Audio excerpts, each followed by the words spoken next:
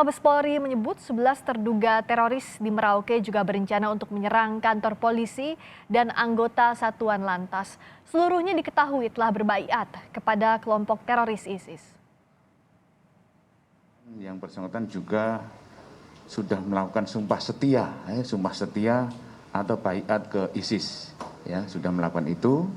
Dan kemudian juga yang bersangkutan itu merencanakan aksi teror di gereja di Papua, di Merauke, kemudian Polres Merauke, dan ke Satlantas Merauke. Sasarannya yaitu untuk melaksanakan aksi teror ada di Polres, ada di gereja, dan juga ada di Satlantas Polresnya. Itu sasarannya. Itu.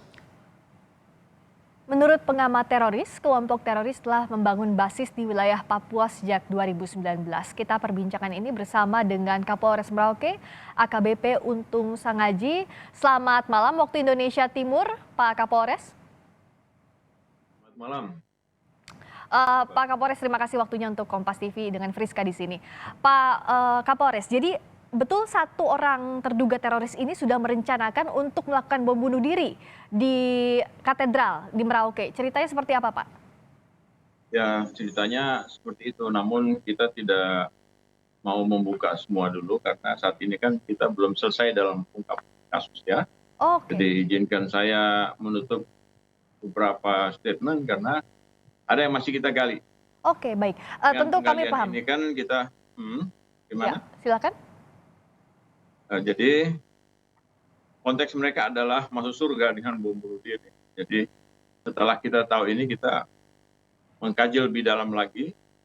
Signal yang kita dapat kita kembangkan dan berkoordinasi. Densus tidak pernah tidur, bergantian state by state, dan ini kita melakukan upaya dan usaha untuk penangkapan segera mungkin. Karena besoknya itu kan sudah harus hari Minggu. Ya. Kalau nanti ini terjadi di gereja dan kita kecolongan, kita kasihan, kita malu. Kita nggak mau seperti itu. Ya. Saya ingin melakukan hal ini sebelum mereka lakukan. Kenapa? Seperti tempo hari ketika kelompok sayap kiri di sini ingin melakukan propaganda referendum dengan bintang kejora, saya tangkap sebelum mereka melakukan, lengkap dengan buku kuning. Itu sudah saya laporkan ke Kapolda dan menjadi prestasi kami lagi ketika kami dengan Densus bekerjasama untuk mengkaji lebih dalam tentang orang-orang yang ingin merusak kita punya kepolisian yang ada di sini, termasuk masyarakat bahkan gereja. Demikian.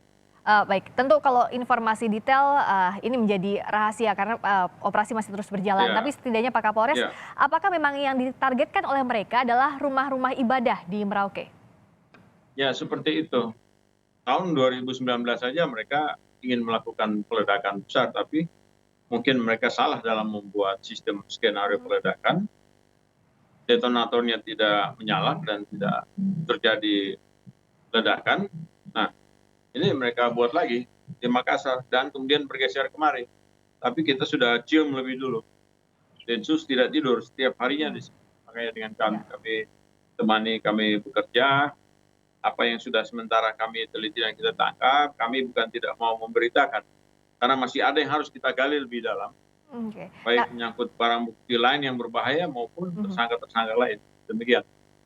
Jaringan ini terkait artinya dengan JAD yang waktu itu melakukan bom bunuh diri di Makassar, Pak Kapolres, dan terkait dengan JAD di wilayah mana lagi? Ya, ada di Poso, juga dari Sarinah yang juga lari bergabung di sini.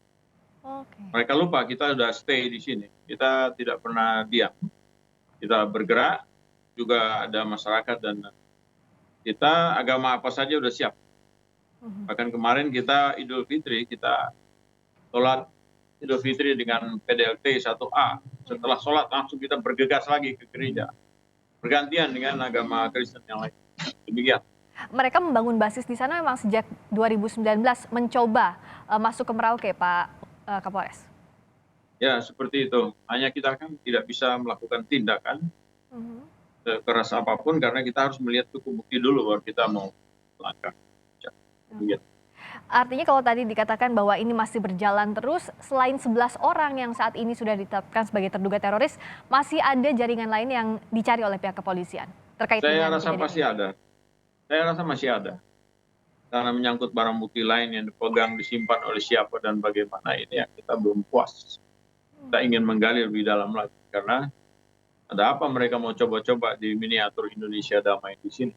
Ya. Ini kan cukup baik terkenal dengan Indonesia mini yang damai Ya. di tanah Anima ini.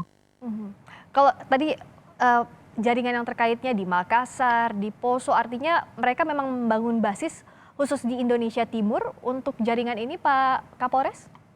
Ya betul, yang ada di khususnya di Merauke. Karena untuk menghancurkan Papua, hancurkan dulu Merauke. Di sini manca suku, manca agama, juga manca budaya. Jadi kalau dengan membuat propaganda di sini kan yang lain jadi terkacaukan atau terkait. Ya. Tapi yang jelas diapresiasi pihak kepolisian bisa mendeteksi lebih dahulu sehingga mereka bisa ditangkap.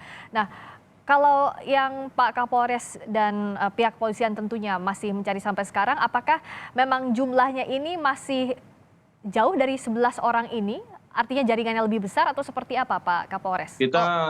Kita mencurigai, ya, sebagai kita penyidik, kita tidak boleh puas dengan apa yang kita pegang.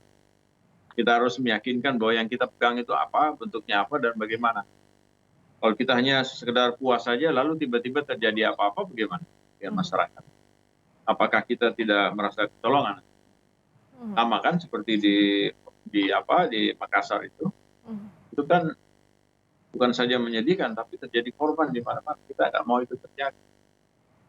Dan kita sudah tunjukkan itu sebelum Desember juga. Ada propaganda makar di sini pun kita tangkap sebelum mereka lakukan aksi. Di samping itu kita dapatkan barang bukti yang lain seperti yang kita dapatkan pada teroris ini. Detasemen tidak tidur setiap hari, bergantian step by step untuk melakukan itu. Dan kita yakin ini tidak cuma itu, hanya ya masyarakat nggak usah ini paranoid. Kita masih ada. Kita berdiam diri di mana kerumunan massa itu berada. Tempat ibadah kita ada. Kita kadang sholat juga di mobil. Kita menyesuaikan diri dengan tugas kita yang tak henti demi kebutuhan masyarakat damai. Jadi masyarakat tentu waspada tapi tidak perlu takut berlebihan begitu ya Pak Kapolres ya. Tapi yang jelas ini fokusnya di wilayah Indonesia Timur. Setelah ada kejadian kemarin, saat ini fokus pengamanannya seperti apa khususnya di Merauke, Pak Kapolres? Kita sudah mengatur strategi dengan cara yang lain. Apa yang diperintahkan oleh Kapolda, Kapolri maupun Panglima itu kita dengar sekali. Dan di samping kegiatan keseharian kita, memang kita sudah mengatur strategi pengamanan yang berbeda. Ada dengan pakaian dinas, ada yang pakaian preman, dengan mengatur pola yang berubah-ubah. Kita juga tidak mau dibaca orang. Karena proses ini betul-betul harus kita teliti lebih dalam, agar nanti pada akhirnya yang kita cari itu betul-betul kita pegang kembali. Dan masyarakat melihat kita tidak tidur di sini. Dan yang jelas tidak ada tempat untuk teror di negeri ini. Terima kasih atas waktunya Pak Kapolres Merauke AKBP Untung Sangaji telah bergabung di Kompas Petang. Terima kasih Pak.